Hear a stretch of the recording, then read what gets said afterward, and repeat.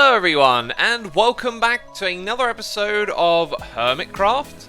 This may or may not be a familiar sight to you, depending on how long you've been watching the series.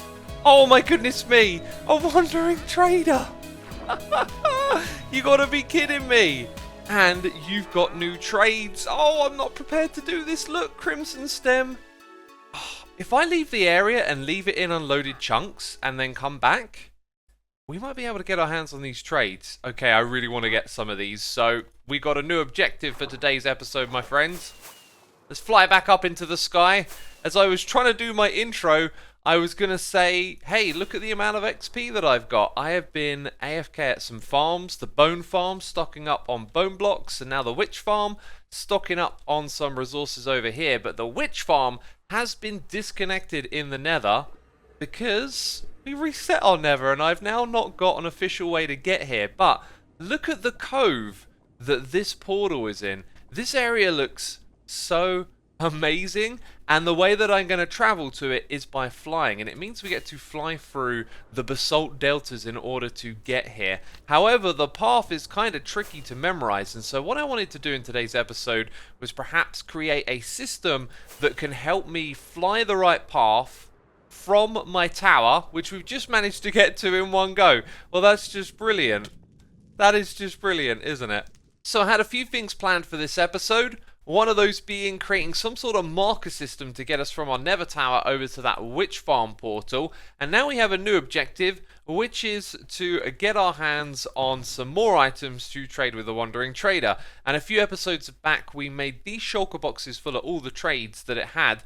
But now there are even more trades in this update, and that is because the data pack has been updated. And if you want the data pack, you can get it from Vanilla Tweaks, and there'll be a little pop-up on your screen telling you all about that. But before I dive into gathering all of those items, I also took the time to do some organization. You can see I don't have any birchwood, but I've been unpacking loads of the junk that have been accumulating in my shulker boxes over here and just sorting and organize them into the area. So if you notice there's a couple of different things in different locations, then that's because I am working on expanding this, and I wanted to dedicate this area here to all of the new nether blocks. And since I'm going to need to sort through those for the Wandering Trader, I think now is a good time to do both of those things. And so I've taken a fair few of the new blocks and categorized them into this space, and of course with time we'll be replacing these with the miniature heads from the Wandering Trader. A cool idea I had though was to add these signs up the top here. They don't have any text on them, they actually just represent that that's the color of wood and all the different types of items related to that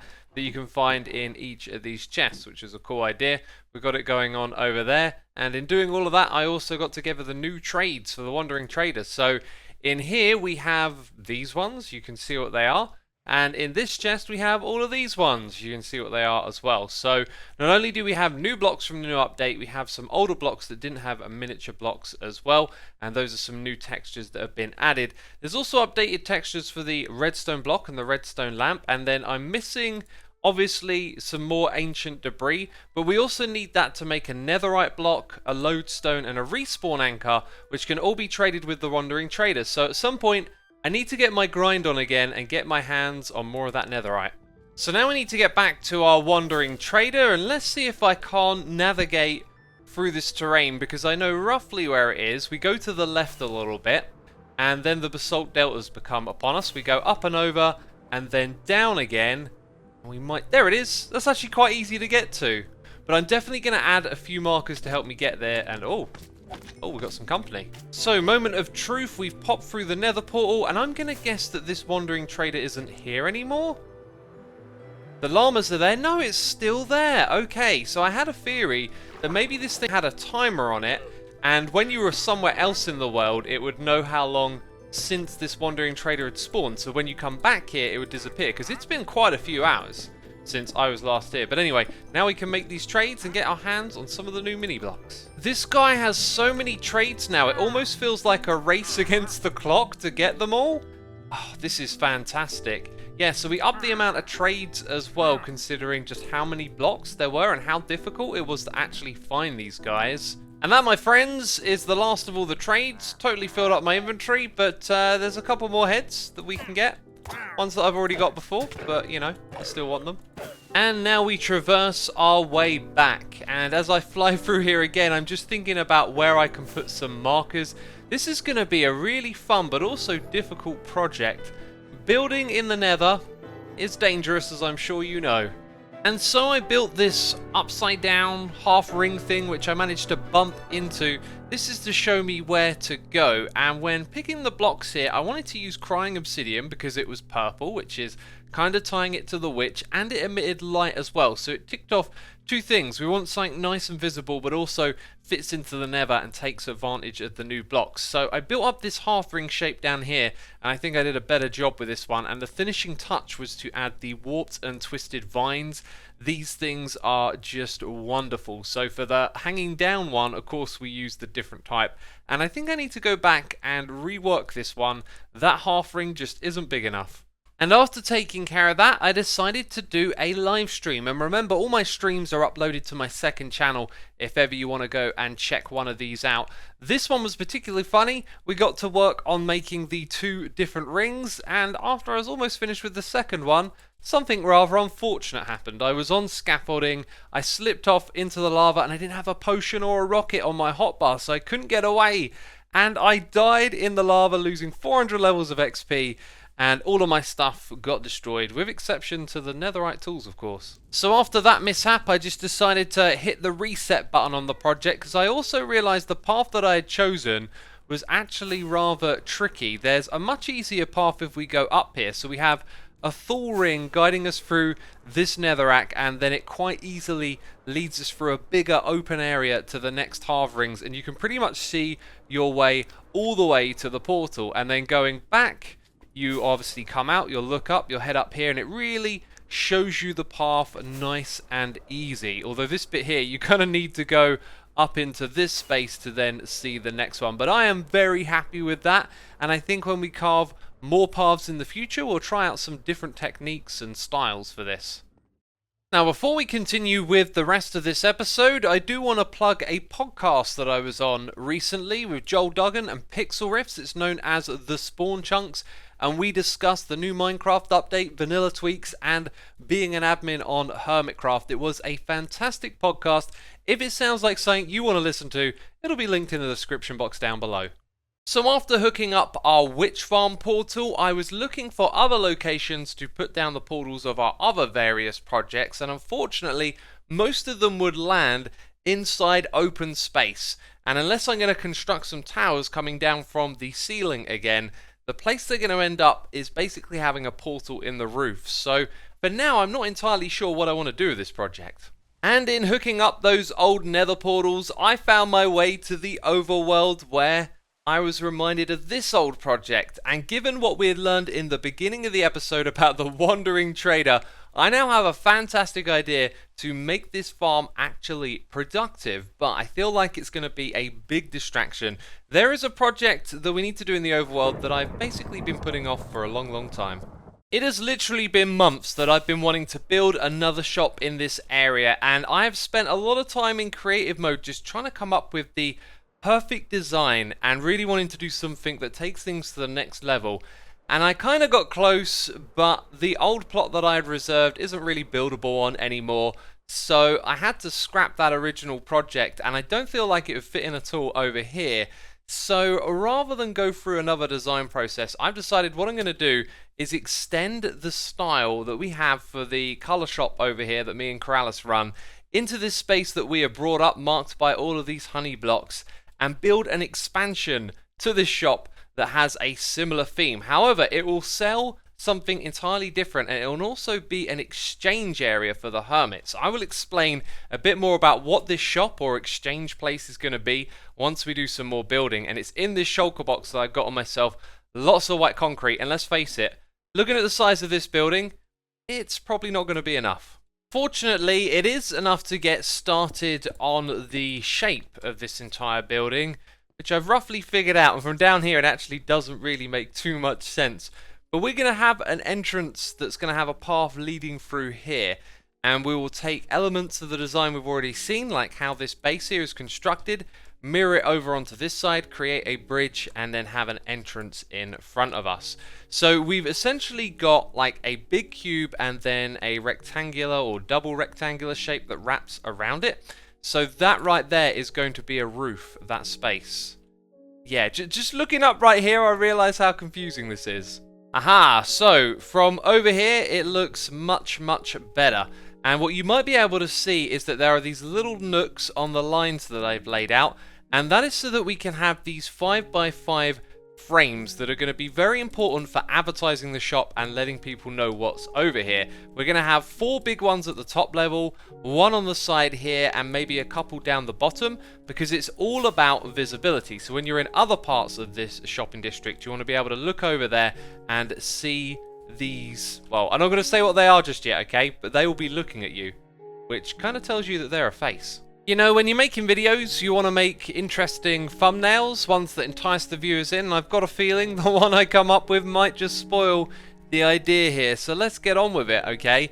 These are going to have faces of mob heads or mini blocks inside of them, which you'll be able to buy or trade inside of this building. Now, as you know, I am trying to sort and organize my items in my storage area with representation from these miniature blocks. And let's face it, they've been pretty tricky to get our hands on all of them. And earlier in the season, Iskall even set up a little chest where you could go and exchange these mini heads, which was a great idea. I think it used to be here, but now it's been replaced by the fountain. Anyway, the idea is pretty simple. We want to set up a place where hermits can trade, exchange, buy and sell these mini blocks that we have in this season of Hermitcraft. So first things first, to make life easy, throw down a beacon, because we got to clear out all of the space underneath this building. And there wasn't actually a lot to clear out, but it's always worth setting up the beacon, right? And this is actually what I want to focus on first, this space right here, the floor where the hermits will come, exchange and trade, as the layout needs to be kind of intuitive, and we need to explain the system in which the hermits can trade these heads. Perfect. Absolutely perfect. While I'm working on this project, I get visited by the Wandering Trader, which is of course what I'm after, because I want to get my hands on more of these mini blocks. And ancient debris, and I just happen to have one. Wow. Okay, and I don't have the respawn anchor yet. Yikes, I should have been more prepared. So I did all the trades that I could, and these are going to get put to use in this build today. Don't look at it for too long. Okay, it's a terrible idea. I was thinking about hanging heads from the ceiling in here. It's kind of grim. We need to come up with a decoration scheme for the inside of this area. I have marked out a big old square of space, and there is enough room to have a 1 deep wall going all the way around the outside, and we're going to decorate that and make it look interesting. Now, the floor area for this project is just going to be a big open space for hermits to come in and place down barrels to trade with. And figuring out how to explain this to you was just as difficult as figuring out how to explain it to the other hermits. But then I thought of a way that brings all of that together. So what I've been spending my time on is this little tutorial area over here. Okay, so there are 3 books to read. For example, we're going to put in a list of blocks that are available through the Wandering Trader. We're going to put a list of heads that drop from all the mobs on the server so the hermits can get an idea of what's available. And then in the middle we've got our instructions, as well as an example over on this side, which is kind of essential. And I'm even going to provide some supplies as well. So I provided some signs, and probably barrels will be the other material you can get in here. Let's have a little look at the README book then. So we're going to call this place the Block Exchange, shortened to TBE. It's a marketplace for trading mini blocks, and here you can set up a barrel, put the mini blocks in it, or put bounties for mini blocks that you are after. So the service is free of charge. You just go inside and find a place to put your barrel, and your barrel should have a sign to indicate the trade type, a head to show it's yours, and a bounties or mini blocks inside.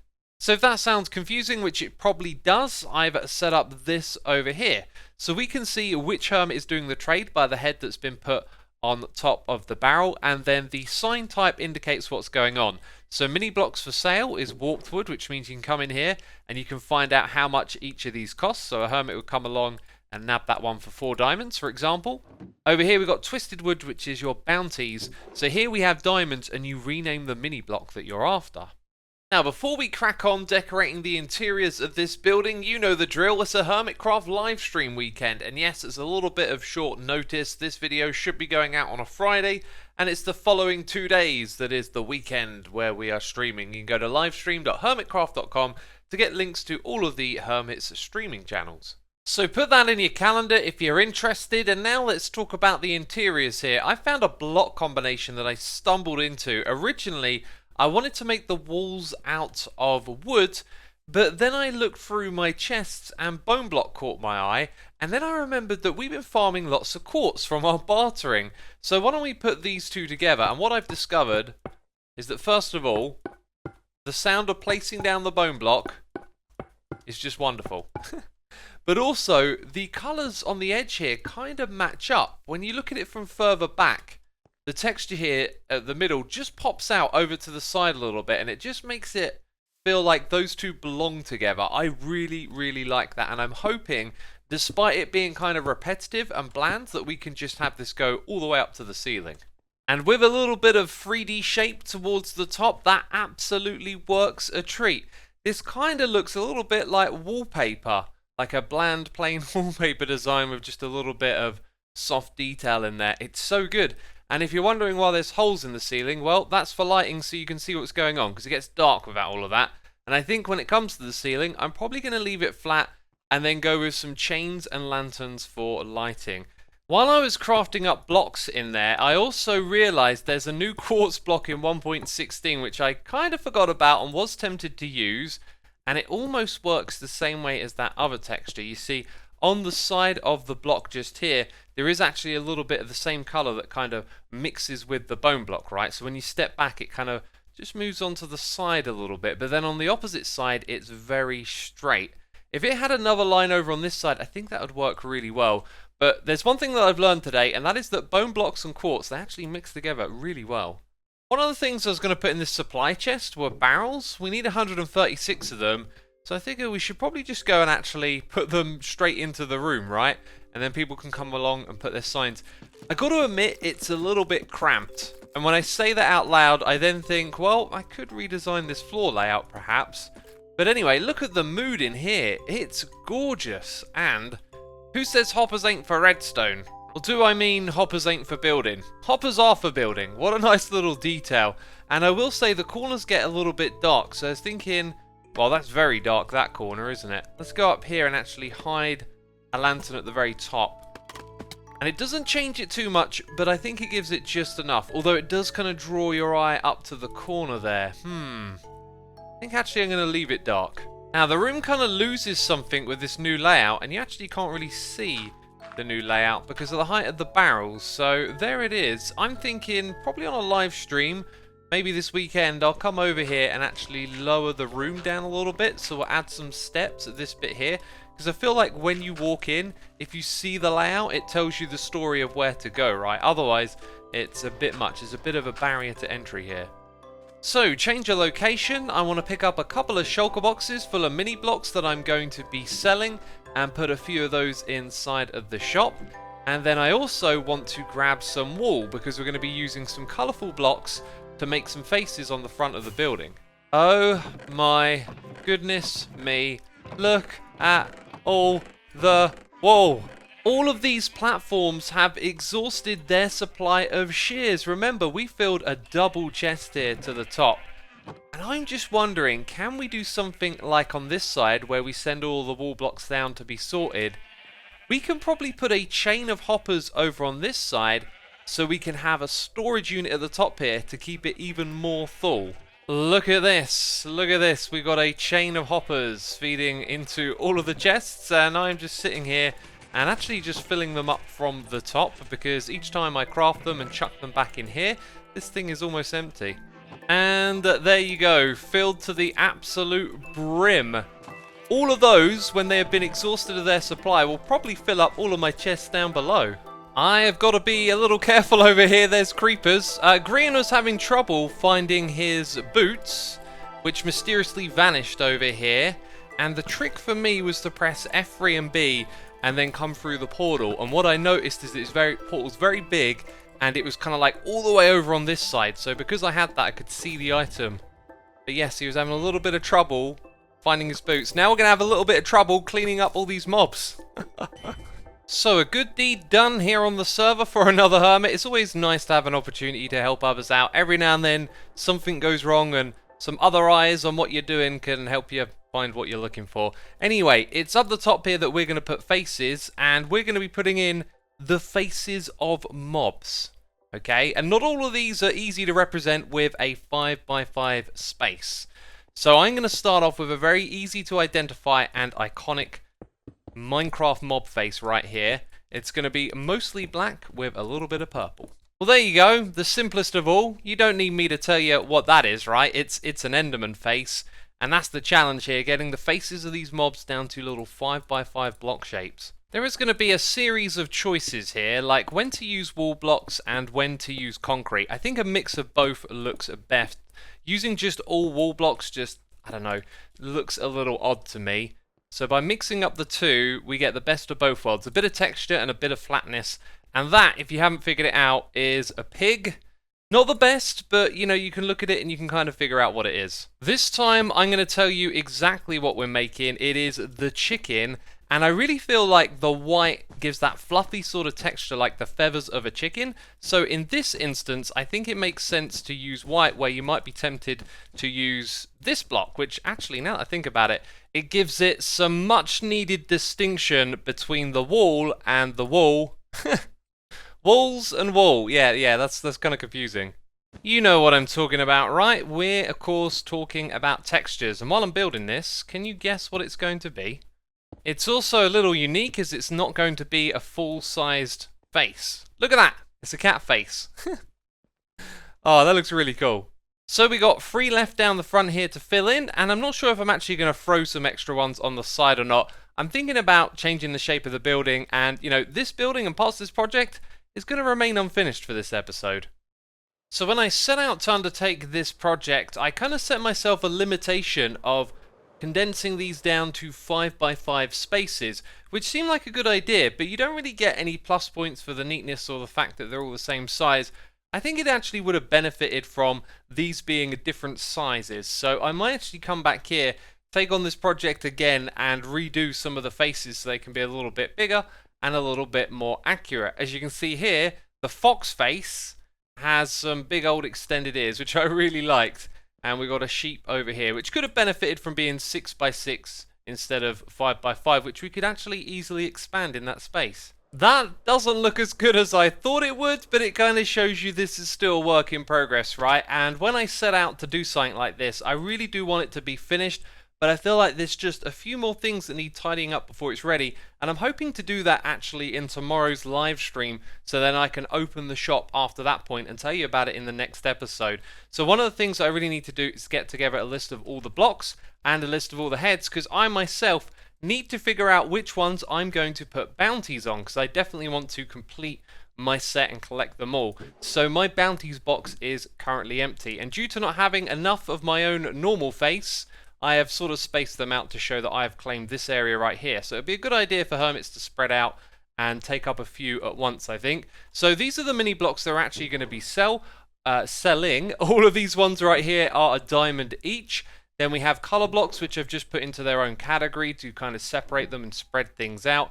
And these mob heads are going to be 1 diamond for 4 heads. Now I've got some rarer ones, which I'm going to bring over here later, and we'll be selling them at higher prices. And then these ones I'm actually selling at 2 diamonds a head, and I've called them utility heads. They should really say utility blocks, because these are the more desired ones, you know, a mini enchanting table to show you where your enchanted books are, or, you know, redstone lamp and pistons for your redstone chests. These ones I think are going to be a little more sought out, including some of the rare ones like ancient debris. Although it itself is not actually rare, you just probably instinctively think of it as such because it's hard to find in the Nether. And so with all of that in place, in the next episode, this will be up and running. I'll be reporting to you on what's going on over here. But for now, I'm just going to pack everything away. We've got a few more things to do this episode. And yes, the runtime is longer than usual. Sometimes it just works out like that. And you know what? I just recorded a bunch of stuff and realized I was talking about things that were going to happen in future episodes, and so it just makes sense to talk about it when it's happening. So I thought I'd give you an update on the bartering farm, because I accidentally left this thing on, That was a little bit of lag right there, wasn't it? And I realised that other hermits have probably been loading the Nether like crazy, so this thing should have done its job. Yes, look at that. We had trouble with the item filtering system, but I went and set it up again, and that seems to have done the trick second time round. And now we got redonkulous amounts of supplies and materials. I tell you, this stuff is overpowered. I also cleaned up all the chests out the back here and made sure they went through the filtering system, so all that's good. And tidied up the chests that were lying around here, and we got a barrel full of gold, but for now I don't even feel like giving these any more. We'll do that probably once we update to the next edition of Minecraft, which if you haven't seen the recent snapshot, means that we won't actually get magma creams and glowstone out of this anymore. So I'm probably just going to leave this as is anyway. And by the way, thanks for all of the feedback. Loads of you said that this actually looked really good with the invisible item frames. And now that I've left it like that, I've kind of gotten used to it. And I tell you what, I do like it. And so I'm going to wrap this up by saying, if you're not subscribed, make sure you are. You don't want to miss the next few episodes of Hermitcraft. I've got some really cool projects coming your way that means we're actually going to be taking a little bit of a break from the Nether. Kind of like we did today. But there's still loads of projects left lying around here that I'm looking forward to doing. So, hey, it's good times on Hermitcraft, and if you enjoyed this video, be sure to leave a like. Thank you for supporting the channel, and I'll see you soon with another one. Bye-bye.